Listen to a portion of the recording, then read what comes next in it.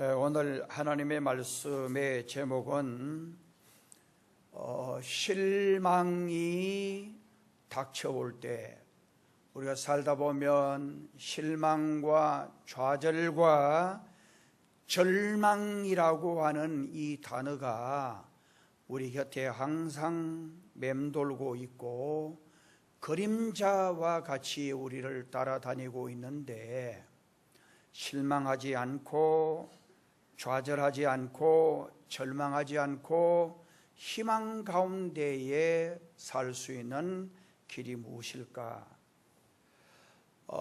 옛날에 한 선비가 과거 시험 치려고 얼마나 열심히 준비하고 공부를 해서 또 한양에 올라가서 시험 치기를 위하여 준비하고 그리고 공부를 열심히 했습니다. 그런데 시험 치기 바로 이틀 전에 연거푸 3번 꿈을 꾸는데 정말 그 꿈이 심상치 않은 꿈이라고 생각을 했습니다. 그 꿈이, 첫째 꿈이 뭐냐면은 벽 위에다가 배초를 심는 꿈이었어요. 그러니까 벽이 있으면 벽 위에다가 배초를 심는 꿈을 꿉니다. 너무너무 이상하잖아요. 시험을 내일 모레 칠 사람이 정말 너무너무 꿈을 꾸었는데 너무너무 이상하잖아요. 그래 고민이 돼요. 그 다음에 두 번째 꿈은 비가 주룩주룩 오는데 거기에다가 두건을 쓰고 정말 그리고 우산을 선 꿈을 꾸게 되었습니다. 비가 주룩주룩 오는데 두건을 쓰고 우산을 선 꿈, 이것도 너무너무 신기하고 그리고 이게 무슨 꿈인지 고민이 됐어요. 그 다음에 세 번째 꿈은 자기가 마음속으로 굉장히 사랑하던 여인이 밤에 잠을 자는데 꿈에 정말 등을 맞대고 누워있는 꿈이었어요. 그러니까 마주보고 자는 꿈이 아니고 등을 맞대고 있는 꿈을 꾼 이 선비는 너무너무 걱정이 되고 고민이 되고 정말 너무너무 이 꿈에 대해서 걱정하다가 점쟁이를 찾아가서 내가 이런 3가지 꿈을, 이제 시험이 이틀밖에 안 남았는데 꿈을 꾸었는데 꿈 해석을 좀 해달라고 그렇게 점쟁이에게 부탁을 했어요. 그러니까 점쟁이가 첫째 꿈은 벽 위에 배추를 심는 꿈, 이것은 바로 헛된 일, 벽 위에다가 배추를 심는다, 정말 이건 헛된 일이다. 그래서 헛되게 힘을 낭비한다고 해서 허력이라고 그래 하고, 두 번째는 두건을 쓰고 정말 우산을 쓰고 그렇게 한 꿈을 꾸었다는 거요. 그러니까 이것은 헛수고라는 거요. 두건 쓰고 비가 주룩주룩 오는데 또 우산을 쓰고 그랬으니까 이걸 헛된, 그러니까 헛수고라고 허실이라고 한문을 그렇게 붙여주었어요. 세 번째는 사랑하는 사람과 등을 돌리고 누워 자는 꿈을 꾸었다. 그러니까 그것은 허망한 꿈이라는 거예요. 그러니까 서로 남자와 여자가 서로 맞보고 있어야 이게 되는 건데 정말 서로 등을 돌리고 있다. 이것은 허망하다는 거예요. 그리고 당신 꿈 3가지는 전부 다 허사. 그러니까 시험 공부해봐야 별 볼 일 없고 정말 과거 시험 쳐봐야 별 볼 일 없으니까 집으로 돌아가라는 거예요. 이 이야기를 들은 이 선비가 너무너무 걱정이 되고 고민이 되는데 돌아가려고 힘이 빠지고 정말, 그리고 얼굴에 웃음이 사라지고 그래서 짐을 주섬주섬 챙겨서 이제 집을 떠나려고 그러는데 여관집 주인이 여보시오 젊은 선비, 왜 그렇게 힘이 가지고 정말 왜 그렇게 낙담을 하고 그런지 왜 그러냐고 그러니까 자기가 3가지 꿈을 꿨는데 점쟁이에게 찾아가니까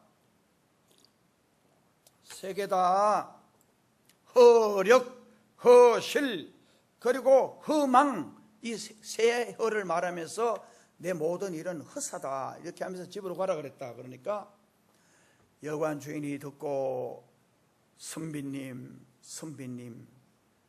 그 꿈을 그렇게 보시면 어떻게 합니까?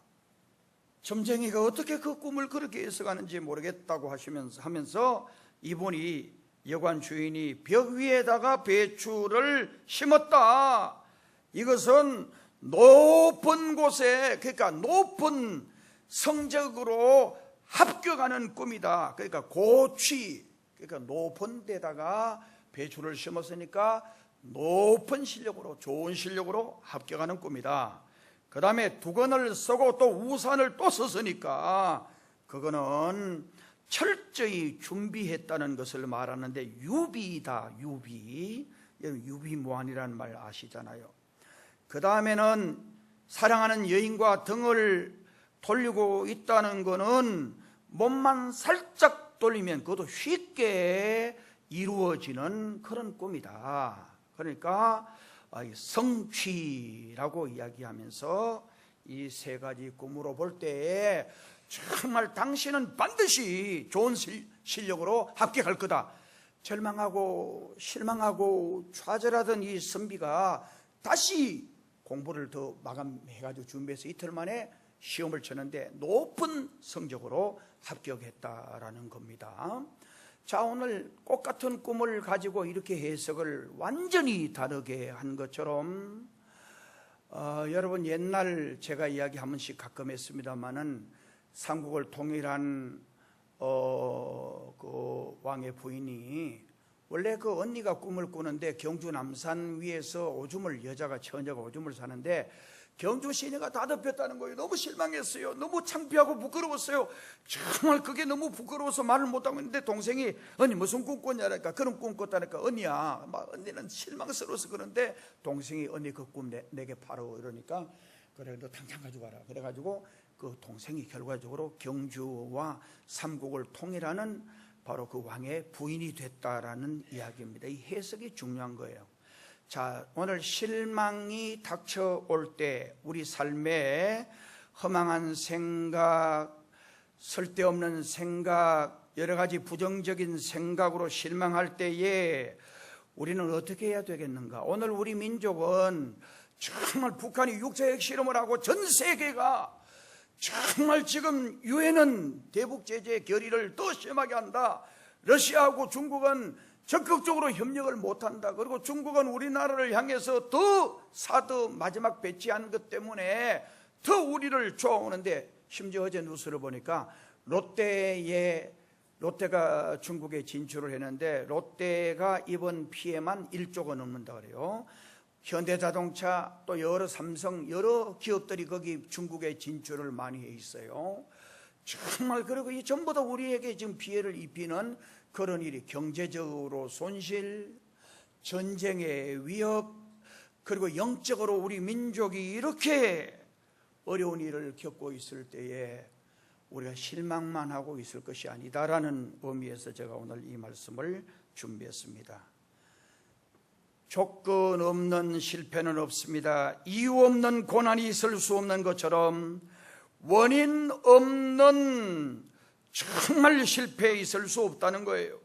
사람이 살다 보면 여러 가지 문제를 만날 수가 있습니다. 그때에 문제 앞에서 원망하고 문제 앞에서 절망하고 정말 문제 앞에서 좌절하고 불평하는 사람이 있는가 하면은 그 문제를 두고 하나님께 기도하고 하나님께 문제를 두고 간구하는 사람이 있습니다. 다시 말씀드리면 어떤 상황 속에서도 감사하면서 기도하고 찬양하면서 하나님께 미어 달리는 사람이 있습니다.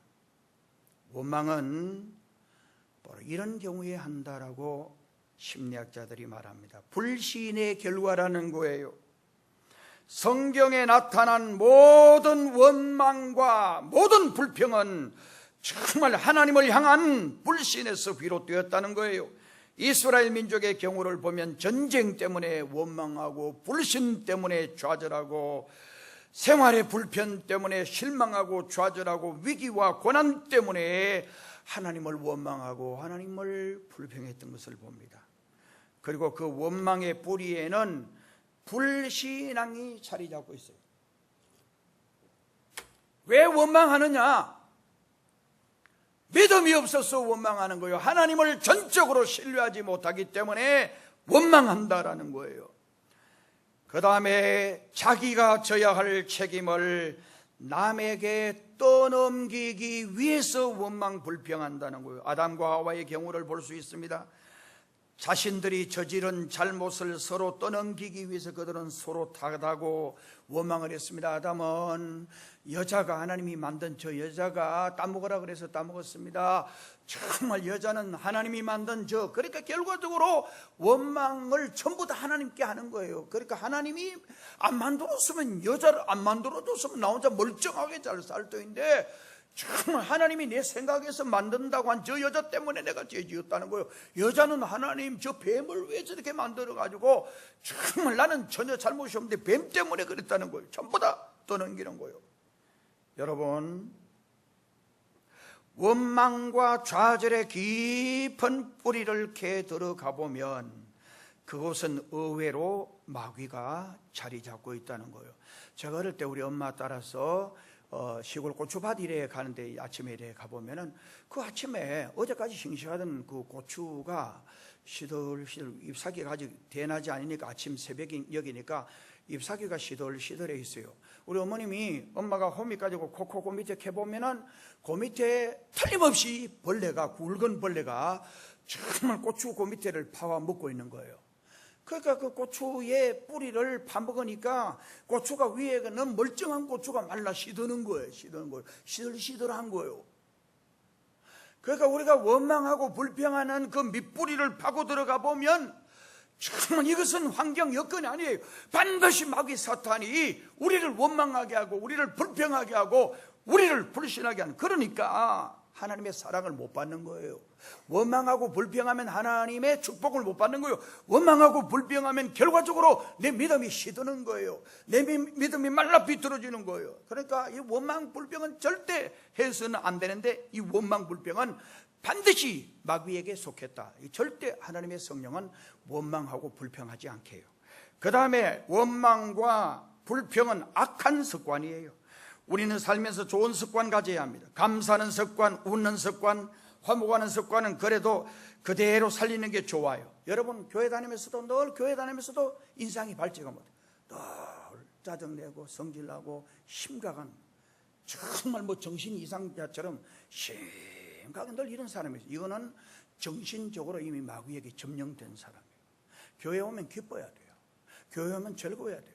그 즐거움의 원천이 뭐 내가 좋은 사람이 있어서 기쁘고 정말 내가 좋은 친구 만나서 기쁘고 그게 아니에요. 우리의 기쁨은 근본이 바로 하나님이 계시고 하나님께 예배드리는 게 기쁘고 정말 주님의 피로 죄 씻음 받았으니까 너무 기쁜 거예요. 지옥 갈 수밖에 없는 내가 천국 가게 되어졌으니 너무 기쁜 거예요. 그래서 기쁜 거지.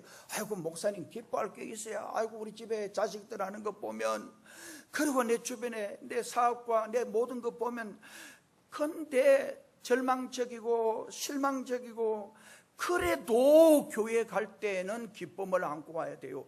그래도 내가 하나님 만나러 가고 하나님께 예배 드리는 것이 즐거워요. 이런 좋은 습관을 길러야 돼요. 그러나 원망하는 습관, 나쁜 습관은 빨리 버리는 게 좋습니다. 원망도 버릇입니다. 원망을 계속하면 원망할 일만 보입니다. 우리가 살다 보면 계속해서 우리 환경이 얼마나 우리를 지배하는지 몰라요. 여러분 이 환경이라는 거는 진짜 중요해요. 이 세상에서 가장 불쌍한 사람이 어떤 사람인지 아세요? 돈 없는 사람이에요? 아니에요. 명예 없는 사람이에요? 아니에요. 지위가 없는 사람이 아니에요. 이 세상에서 가장 불쌍한 사람은 희망 없는 사람이에요. 소망이 없는 사람이에요. 절망 가운데 사는 사람이 가장 불행한 거예요.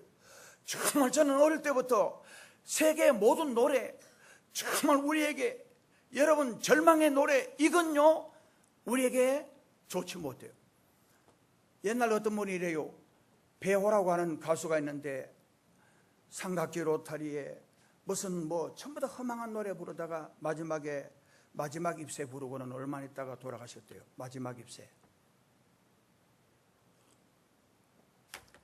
그 마지막 잎새는 내 생의 마지막을 말하는 거. 그 노래 부르고 돌아가셨다. 허망한 노래 부르고 절망의 노래 부르고 그리고 희망 없는 노래 부르면 오래 가지 못해요.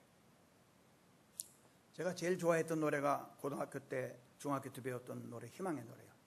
배를 저어가자. 그 다음 뭐예요?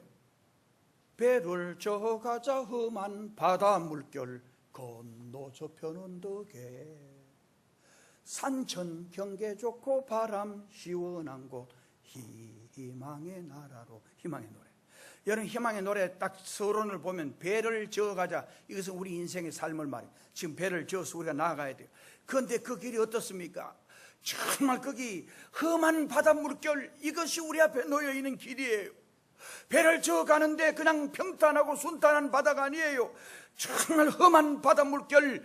험한 바다 물결은 우리에게 실망과 좌절과 여러 가지 고난과 아픔을 말하는 거예요. 그걸 건너서 저어서 건너가면 희망의 나라. 건너 저편 언덕에, 그건 피안의 세계를 말하고 희망의 세계를 말하고 유토피아를 말하는 거예요. 희망이 바로 저 건너편에 있는 거예요. 희망이 바로 저 건너편에, 소망의 저 건너편에 있다는 걸 노래하는 거예요.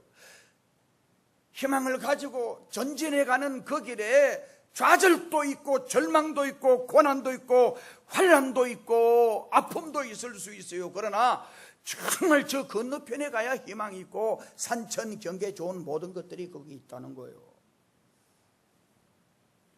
오늘 저는 실망이 닥쳐올 때에 대해서 몇 가지 말씀드리려고 하는데, 첫째, 실망과 좌절을 마음에 오래 품지 말아라, 그렇게 부탁을 드리고 싶어요. 실망은 우리의 감정의 느낌 때문에 오는 경우가 많이 있어요.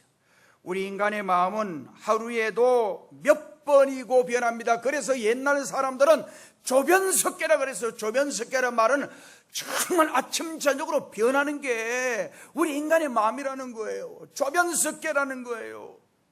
변화무쌍한 게 우리 마음이에요. 조석으로 변한다는 말이 바로 그 말이에요. 이처럼 실망은 감정의 변화에서 오는 것이므로 우리 자신을 오래 지배하지 못해요. 우린 그러한 절망감을 마음에 오래 간직하지 말고 속히 잊어버리고 우리 자신의 감정을 지배하고 살아가는 그런 견신한 신앙을 가져야 합니다. 기후 변화가 심해서 구름이 끼거나 비가 오면 사람은 우울해져요. 그래서 강변에 아파트 사는 그 한강이나 뭐 어디 강이든지 강변에 아파트가 이래 있고 강을 늘 보는 거기 사는 사람이 우울해질 가능성이 많대요. 여러분 혹시 강변 쪽으로 이사를 가서 그 강 쪽이 보이는 게 전망이 좋은 것 같은데, 그런데 강을 계속 보면 사람이 허망해지고 허무해질 수가 있대요. 우리나라는 이 단조롭지만은 미국 같은 경우 제가 가보면 시애틀 쪽에는 계속해서 비가 많이 오고 구름이 많이 끼고 안개가 많아요. 그래서 시애틀 사는 사람들이 굉장히 우울한 사람이 많대요. 비가 자주 오고 구름이 자주 끼고 안개가 끼니까 정말 우울해지고 자살하는 사람이 제일 많대요. 그리고 비가 계속 오고 습기가 많고 습도가 많으니까 신경통 환자들이 많고 관절염 환자가 많대요. 그런데 여러분 LA 쪽은 굉장히 드라이해요. 건조해요. 정말 LA에서 그 밑에 한참 내려가면 팜스프링 있고 그좀 더 가면은 윈터 헤븐이라는 뜻이에요. 윈터 헤븐이란 말은 겨울 천국이라는 뜻이에요. 굉장히 드라이, 건조한 거예요. 거기 가면 관절염 환자도 낫는데요. 그리고 우울한 사람이 거기 가면 태양이 쨍쨍 비치고 날씨가 건조하니까 우울한 게 썩 사라진대요. 옛날 여러분 영국 가면 신사의 나라지만은 영국 런던의 제일 중심에 흐르는 강이 제임스 강, 테임즈 강이에요. 그 테임즈 강에 자살하는 사람이 굉장히 많았어요. 왜? 정말 영국은 비가 늘어오고 구름이 끼고 안개가 계속 많이 끼니까 사람이 우울한 거예요. 심성이 우울해지는 거예요. 그러니까 자살하는 경우들이 많다는 거예요. 여러분 여름철이 이제 지났어요. 무더운 여름철이 이미 다 지났어요. 새벽하고 밤은 이제는 이불을 안 덮으면은 쌀쌀한 나이, 그러니까 뭔가 몸이 좀 차가움을 느껴요. 시간이 지나면 언젠가는 햇빛이 비치기 때문입니다. 여러분, 세월은 금방 지나가요. 그 무덥던 여름이 다 지나갔어요. 이스라엘 백성이 가나안 국경지대인 가데스 바네아에서 12사람을 정탐꾼으로 보내서 40일 정탐하고 돌아오도록 했어요.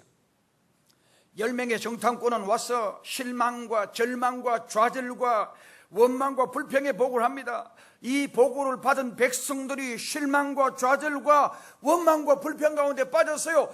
정말 가면 죽는다는 거예요. 가면 망한다는 거예요. 그러나 두 사람, 여호수아와 갈렙이 아닙니다. 우리 할 수 있습니다. 우리는 갈 수 있습니다. 저들은 우리의 밥입니다. 저들은 아무것도 아닙니다. 국경만 넘으면 강만 건너면 됩니다. 보고했지만 아무도 그 말 듣지 않았어요. 여러분, 제가 그 위치를 가보고 깜짝 놀란 것은 바로 그들이 정말 바로 국경지대 가데스 바네아 거기 와서 정말 그 강만, 그 강이 뭐냐면 요단강만 딱 저기 넘으면 된대. 그래서 이스라엘 백성들이 옛날 거기다가 진을 치고 40일간 진치고 거기서 대기하고 있었던 그 지역을 제가 가봤어요. 정말 강만 넘으면 돼요. 강만 건너면 돼요. 거기서 40일 후에 보고를 받고 전부 다 절망하는 거요, 좌절하는 거요, 가면 죽는다는 거요, 가면 망한다는 거요. 그런데 두 정탐꾼이 가면 된다는 거요.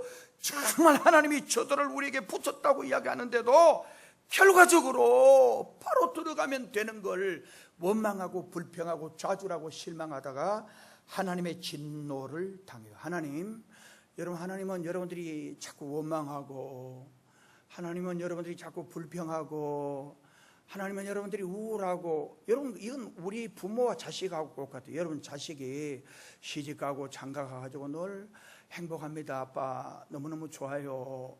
너무너무 막 이렇게 늘 그런 소리 들으면 너무 행복하잖아요. 그런데 자식이 시집 가가지고 얻어맞고 늘 싸우고 못 살겠다고 찡찡대고 이러면은 부모 마음이 얼마나 아프겠어요.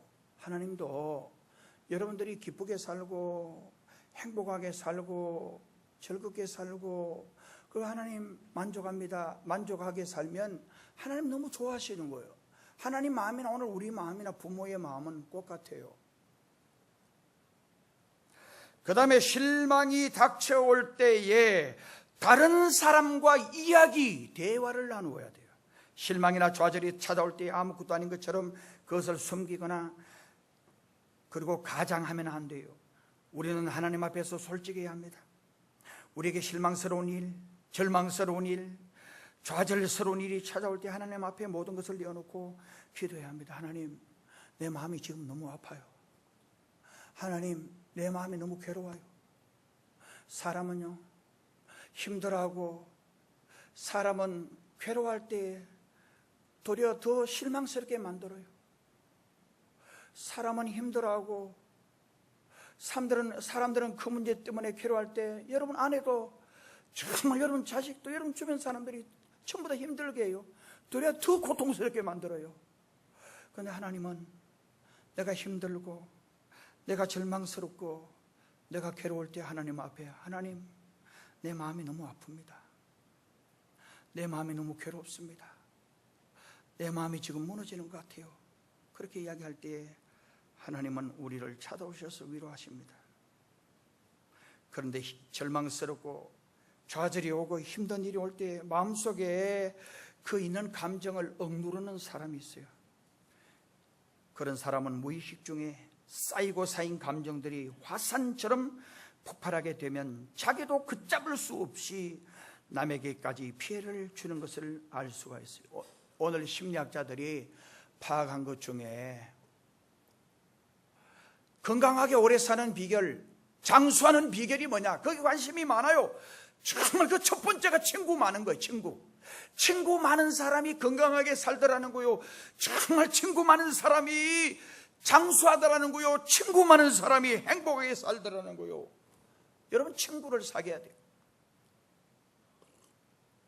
친구가 많다는 거는 대화할 상대가 있어야 된다는 거요. 나 혼자 그 아픈 감정을 추스리고 이를 악물고 그래 살지 말라는 거예요. 친구하고 같이 대화하고 같이 이야기 나누고 같이 산책하고 같이 등산하고 그러면은 스트레스를 푼다는 거예요. 그리고 해소가 된다는 거예요. 교회도요 마찬가지예요. 예수 믿지 않은 사람은 한 잔 진딱 먹고 정말 푹 자면 되지만은 예수 믿는 교인 여러분은 정말 속상해도 술도 그냥 들이킬 수도 없고, 속상해도 그렇게 할 수도 없고. 저도 이제 주변에 포항에는 제가 최고 고참이니까 후배들 목사들 자주 만나요. 만나면은 너무너무 힘든다는 거예요. 작은 교회만 힘든 게 아니고 큰 교회가 더 힘든데요. 온데 보면 불이 확 죽어 있어요. 너무너무 힘든데요. 목회가 힘들고, 또 목회가 힘든 데다가 마누라가 계속 바가지 끌고 가지고 너무너무 더 힘든데요. 그런 후배들을 저는 너무너무 많이 만나요. 남이 아픔을 당할 때에 그의 말 들어주고 대화를 나누면서 자기 고민과 불안과 시리를 공개하고 나갈 때에 새로운 소망의 길이 열리게 된다는 거예요. 대화는 마치 혈액순환과 같아요. 대화가 끊어지면 그 사람은 질식하고 말아요. 개인도 가정도 정말 정치도 여도 야도 국가도 대화가 있어야 돼요. 대화가 있어야 새로운 생명이 탄생하고 거기에 새로운 소망이 있게 되는 거예요. 대화는 기적을 낳습니다. 우리에게 좌절과 문제가 있을 때 하나님 앞에 나아가서 하나님과 대화하고, 믿음의 형제들과 대화하고, 목회자들과 대화할 때에 마음의 시원함을 얻게 되고 스스로 해결점을 찾게 되는 겁니다. 남편 5 바꾸면서 지금 현재 남편도, 그래서 주님이 내가 영생하는 물을 줄 테니까 네 남편 데리고 오너라. 주님 몰라서 그런 게 아니에요. 이 여자가 시치미를 딱 대고 저는 남편이 없는데요. 그러니까 예수님이 맞아, 정말 너는 남편 5 바꿔치기 하고 지금 살고 있는 남편도 너 남편이 아니야. 곧 헤어질 남편이니까 말이오. 그 만족이 없는 거예요. 그때 주님이 그 여자와 대화를 통해서 그 여자의 문제를 해결해 주고, 문제 해결 받은 이 여자는 동네로 뛰어들어가서 열성적으로 동네 사람들에게 전도한 사실을 알게 됩니다. 그 다음에 실망과 좌절이 닥쳐올 때에 우리는 어떻게 해야 되느냐? 하나님의 계획과 선하신 능력을 적극적으로 믿어야 합니다. 하나님은 사랑하는 자녀가 좌절해서 쓰러지는 것을 보고만 계시지 않습니다. 하나님은 우리 민족이 정말 전쟁의 참화 속에서 멸망하는 것을 원치 않습니다. 전 세계가 대한민국의 전쟁을 예고하고 있어요. 여러분, 중국하고 러시아에 대한 이야기를 제가 했죠. 사드 배치가 완료됐다 하는데 왜 그들이 저렇게 배 아파하고 하느냐? 그것은 미국이 공격하는 게 바로 임박했다는 걸 지금 예견하면 돼요. 그리고 그것은 미국이 북한을 공격했을 때 북한은 이미 끝난다는 건 이미 중국이 다, 러시아도 다 알고 있어요. 그들이 같이 개입하게 되면 엄청난 전쟁으로 치달을 수 있기 때문에 미국을 당할 나라가 없어요. 그래서 여러분, 지금 로널드 레이건호 항공모함이 올라왔죠. 니미츠호가 또 올라왔죠. 칼빈선호가 지금 우리나라 바로 근해 바로 가까이에 지금 미국의 하나만, 그 하나 항공모함만 해도 북한을 2시간 3시간 만에 제압을 완전히 할 수 있어요. 세대가 올라온 것은 한국에 피해를 주지 않고 순식간에, 빠른 시간에 해결하겠다라고 하는 강력한 메시지가 있어요. 기도해야 합니다. 하나님 앞에 간구해야 합니다. 우리만 잘 먹고 잘 사는 게 아니고 저 북한의 김일성, 김정일, 김정은 체제 속에서 저렇게 불쌍한 저 백성들을 우리는 빨리 하나님의 빛을 볼 수 있도록 해달라고 기도해야 합니다. 저 북한 백성은요, 순수하기 때문에 통일만 딱 되면 가서 복음만 전하면 무조건 다 받아들입니다. 김일성이 김정일을 하나님 예수님처럼 모셨던 그분들이기 때문에 정말 김일성 김정일 대신 거기 채워놓아야 되는데 바로 하나님 예수님 채워놓으면 그들은 다 주님의 품으로 돌아오는 거예요. 저 불쌍한 영혼들 구원하기 위해서 빨리 하나님께서 한반도의 통일을 주셔야 됩니다. 그 다음에 하나님께서 우리에게, 그러니까 우리 민족을 향해서 하시는 계획이 위대하다는 걸 알아야 돼. 절대 절망하고 좌절해서는 안 돼요. 나를 향한 하나님의 특별한 계획, 우리 민족을 향한 하나님의 특별한 계획과 섭리가 있음을 우리가 믿어야 합니다. 그리고 실망하거나 좌절하지 않아야 합니다. 하나님의 섭리와 계획을 믿는 적극적인 신앙, 거기에 기쁨과 소망이 넘치게 되는 것입니다. 우리가 평안히 쉴 곳이 어디에 있습니까? 여러분, 제가 얼마 전에 휴스턴 집회 갔다 왔는데 그 휴스턴 거기가 얼마나 도시가 아름다운지 몰라요. 진짜 여러분, 휴스턴 한번 찾아보시면 진짜 아름다운 도시예요. 거기는 바로 그 바닷가에 나사 우주 본부가 있는 데고, 정말 우리 그 한인들이 거기 한 3만 명이 사는데 전부 다 과학자들이고 탁월한 지성인들이에요. 제가 이번에 집회, 지난번 집회했던 교회가 한 3천 명 출석하는 교회인데 3만 명 휴스턴 시민 중에 3천 명이 거기에 나오니까, 거기 그 목사님 이야기하면 전부 다 거기는 다 박사들이고, 박사도 그냥 박사가 아니고 최고의, 옛날 우리 김영길 박사도 총장도 거기서 휴스턴 거기서 근무하신 분이에요. 거기 얼마 전에, 정말 며칠 전에 허리케인이 불어와가지고 재산적으로 한 100조의 재산 피해를 했어요. 지금 현재, 오늘 우리 예배 마치고 가면 방송에 지금 떠들썩하게 나와 있을 겁니다. 여러분, 그게 뭐냐면은 무슨 태풍이 허리케인인지 알아요? 이름 알아요? 어바. 우리 그 김광규 집사님은 해양청에 근무하시니까 그런 부분 잘 알아요. 이 어바한 것이 올라와가지고 말이에요. 우리는 얼빵하다 근데 어바한 게, 이게 이 어바가 올라오는데, 이게 얼마나 피해를 내냐면 지금 올라오면서 저쪽에 카리브 쪽에 피해를 입혔는데 몇 조의 피해를 입히고, 요게 미국 저 플로리다하고 그쪽으로 어디 쪽 주냐면 조지아주 쪽하고, 그 다음에 사우스캐롤라이나 노스캐롤라이나 그쪽을 이제 관통을 한다고 지금 나오고 있어요. 그래서 정말 그쪽에 살고 있는 주민들 전부 다 피하라고 미국에서 긴급 명령을 내린다. 500만 이상이 지금 다 피했는데, 이번 이 어바의 피해로 예상되는 돈이 226조가 올 거다. 여러분, 226조의 피해를 감안하고 있는 거예요. 우리 인간이 얼마나 약한 존재인지 몰라요. 내가 아무리 발부둥치고 정말 내가 아무리 노력해도 하나님이 안 도와주시면 미국 같은 나라도 안 되는 거예요. 정말 우리 대한민국이 평화로운 나라가 될 수 있으려면 미국이 돕고 일본이 돕고 중국, 러시아가 뭐 그런다고 해서 되는 게 아니에요. 하나님이 우리나라를 도와주실 때에 평화적인 통일, 전쟁이 일어나더라도 금방 순식간에 피해 하나도 없이, 피해가 조금밖에 없이 통일이 되어져서 남과 북이 이제는 하나가 되어져서 통일된 조국은 세계를 향했어요. 중국이 두렵지가 않아요. 그때는 7, 8천만 되는 대한민국에 정말 막강한 힘을 가진 대한민국이 뭐가 두렵겠어요. 그리고 개발하고 북한에 있는 석유, 여러분 제가 한번 전에 얘기했어요. 북한의 지금 현재 잠정적인 그 재산적인 그 가격은 북한의 지금 석유 서쪽하고 동쪽의 석유가 세계에서 거의 제일 많이 거의 매장되어 있대요. 거기 그쪽에 돈으로 치면 한 50경 정도. 난 50경에 대한 재산을 잘 알지 못해요. 히토류, 우라늄, 금, 모든 보화가 거기 묻혀 있는 거예요. 통일조국은 우리가 개발하고 그걸 가지고 가치를 선다면, 우리나라는 통일된 대한민국은 유럽을 향해서, 러시아와 세계를 향해서 뻗어가면서, 대한민국은 오늘 현재 3만 불 시대가 아니고 10만 불이 넘는 시대.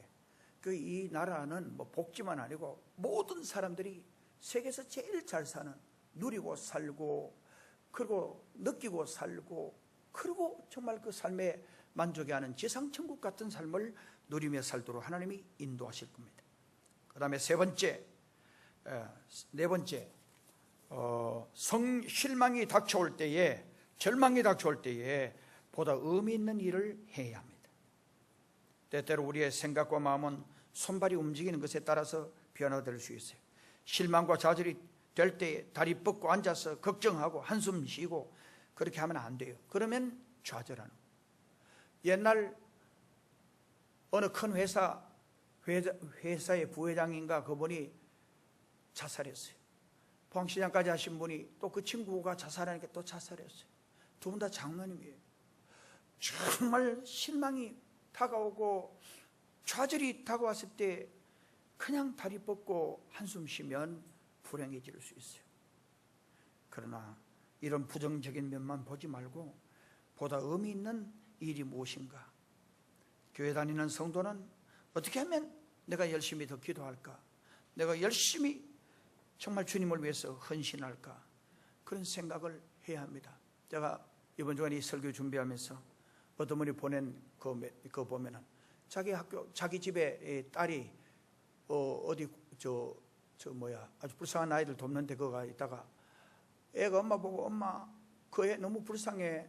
그 애는 두 다리가 없어. 몸뚱아리로 이래 하는데 너무 불쌍하니까 엄마 걔를 우리 집에 데리고 키우자고 자꾸 그래서 그 애를 데리고 와서 여러분 그 아마 이야기 들어보셨을 거예요. 이 애를 정말 데리고 왔는데 사람들이 이제 두 다리 어족을 해가 이제 다니는데 얘가 어느 대학교 최고 수석 됐잖아요. 장애인이라고 그렇게 한 게 아니고 진짜 공부를 열심히 해서 수석이 되고 얘가 어릴 때 이래 나가면 어느 애가 막 불구자라고 장애인이라고 막 그렇게 천대하고 그러는데 심지어 그 애가 8살 9살 먹은 애가 그 천대한 집에 찾아가서 엄마 찾아가서 종일 거기서 나오지 않고 장애인을 무시하면 안 된다고 왜 그렇게 하냐고 사과 받고는 그렇게 해서 그 애를 키우는데 우리 국가 장애인 대표 선수 세계 최고의 수영 그 상관왕을 딴 그런 아이가 됐다라는 그런 이야기를 통해서 그가 얼마나 절망적이에요. 두 다리가 없으니까 뭘 하겠어요. 근데 좌절하지 않고 희망을 가지고 도전하니까 길이 열리는 거예요. 마지막으로 꿈을 쉽게 포기하지 말아라. 절망이 다가오고 실망이 닥칠 때에 꿈을 포기해서는 안 돼요. 정상에 도전하는 사람, 성공하려고 하는 사람은 쉽게 포기하면 안 돼요. 좌절하지 않아야 돼요. 꿈을 잃어버리지 않아야 돼요. 위대한 이상을 가진 백성이 되어야 돼요. 우리는 이 꿈을 버리지 않냐고 바람직한 정상의 세계를 향하여 힘차게 도전해 가야 돼요. 오늘 우리 민족이 어렵고 힘들지만 하나님은 반드시 이 땅에 은혜를 주셔서 통일조국을 주시고 이 땅을 통해서 세계 만방에 가장 우뚝 선 세계 모든 나라의 경제의 모델, 모든 일의 모델. 제가 지난주 이야기했습니다만 미얀마에 가니까 동네 시골 동네 갔는데 전부 다 우리 대한민국 태극기가 국기 걸려있길래 얼마나 자랑스러운데 내가 글을 모르니까 미얀마 글씨를 모르니까 이게 뭐냐 그러니까 대한민국의 새마을운동이 그들의 이 미얀마의 이 롤 모델이라는 거예요. 그리고 옆에 나라 라오스도 대한민국이 우리나라가 모델이라는 거예요. 정말 저기 케냐, 탄자니아 그쪽에 나이로비 그쪽으로 가니까 전부 다 대한민국을 사랑하고 좋아하는 거예요. 왜? 대한민국이 가장 못 살던 나라에서 정말 가장 비참한 나라에서 세계 제일 잘 사는 나라 된 이것은 바로 삼성, 현대, 대우가 전부 다 일제인 줄 알았대요. 케냐 저쪽에. 그런데 오바마 대통령이 가서 한국 배우라고 연설하고 난 후에 아프리카에 있는 모든 나라들은 한국이 롤 모델이 되어 있다는 거예요. 지금 현재 전 세계는 우리나라에 관심을 가지고 있어요. 그래서 지금요 우리나라의 문재인 대통령 모르고 그 다음에는 한국도 몰라도 북한의 김정은이는 모르는 나라가 전 세계에 없어요. 그러니까 이 관심이 지금 대단해요. 우리나라에 지금 관심이 대단해요. 이것은 마지막 때에 이 관심의 초점을 모아지게 해서 어느 날 이 나라가 통일되는 날 전 세계에 가장 모델 되는 나라로 하나님이 축복해 주실 줄로 믿습니다. 기도드리겠습니다. 하나님, 우리나라의 실망스러운 일, 절망스러운 일, 정말 가슴 아픈 일이 다가오지 말아야 하는데 점점 우리 눈앞에 다가오고 있습니다.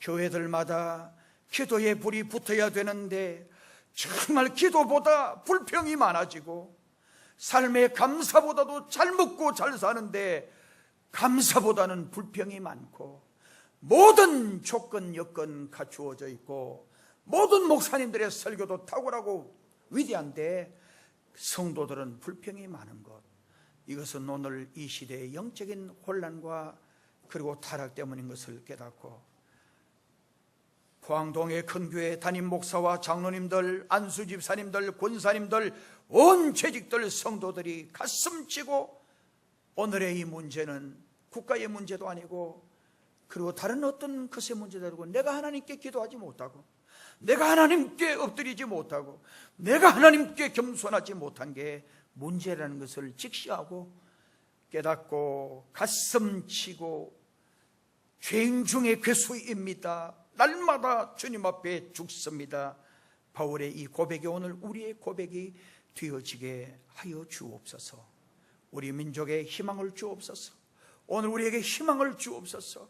정말 말할 수 없는 평화적인 나라 통일조국을 저들에게 허락하여 주옵소서. 예수님의 이름으로 기도드리옵나이다. 아멘.